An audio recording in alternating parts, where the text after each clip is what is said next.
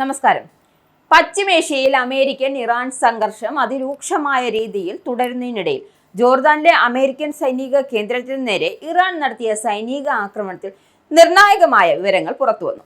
ഇനി എന്താണത്? അതായത് ജോർദാനിലെ സൈനിക താവളത്തിൽ നടത്തിയ ആക്രമണത്തിൽ അമേരിക്കയുടെ മിസൈൽ പ്രതിരോധവും റഡാറും ഒരു F-15 ഫൈറ്റർ ജെറ്റും തകർന്നടിഞ്ഞു എന്നാണ് ഇസ്ലാമിക് റവല്യൂഷണറി ഗാർഡ് കോർപ്സ് വ്യക്തമാക്കിയിരിക്കുന്നത്.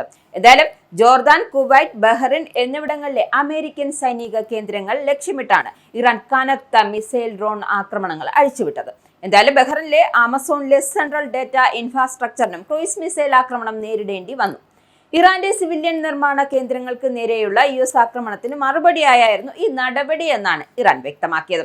എന്തായാലും അമേരിക്കൻ സൈനിക താവളങ്ങൾക്ക് നേരെ തുടർച്ചയായ ആക്രമണങ്ങൾ ഉണ്ടാകുന്നതിനിടയിലും ഇതിനെതിരെ ശക്തമായ തിരിച്ചടിയുമായി അമേരിക്കയും എത്തി. ഇറാന്റെ സൈനിക കമാൻഡർ സെന്ററുകൾ, മിസൈൽ ഡ്രോൺ ലോഞ്ച് സൈറ്റുകൾ, സമുദ്ര സൗകര്യങ്ങൾ, വ്യോമ പ്രതിരോധ സംവിധാനങ്ങൾ എന്നിവയ്ക്ക് നേരെ അമേരിക്കൻ സെൻട്രൽ കമാൻഡ് പുതിയ വ്യോമാക്രമണം നടത്തി.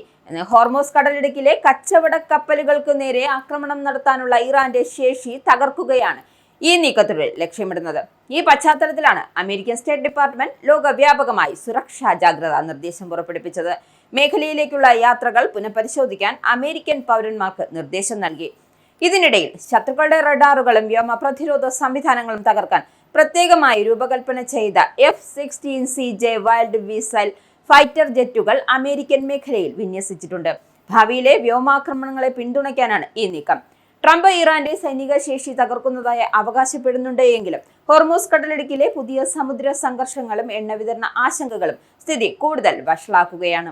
ഒമാൻ തീരത്ത് വെച്ച് ടാങ്കറിന് പരിക്കേറ്റതും യമനിലെ ഹൂത്തി സൗദി അറേബ്യക്കെതിരെ സമുദ്ര ഉപരോധം പ്രഖ്യാപിച്ചതും ആഗോളതലത്തിൽ വലിയ ആശങ്കയാണ് സൃഷ്ടിച്ചത്. UN അടക്കമുള്ള സംഘടനകൾ ഇതിനെതിരെ മുന്നറിയിപ്പ് നൽകിയിട്ടുണ്ട് എങ്കിലും പ്രതിസന്ധിക്ക് പരിഹാരം കാണാൻ ഇതുവരെയും നയതന്ത്ര ചർച്ചകൾക്ക് സാധിച്ചിട്ടില്ല. പശ്ചിമേഷ്യൻ ജനതയെ മുൾമുനയിൽ നിർത്തിക്കൊണ്ടാണ് ഈ സംഘർഷം എങ്ങോട്ട് നയിക്കുമെന്ന ആശങ്കയിലാണ് ലോകം.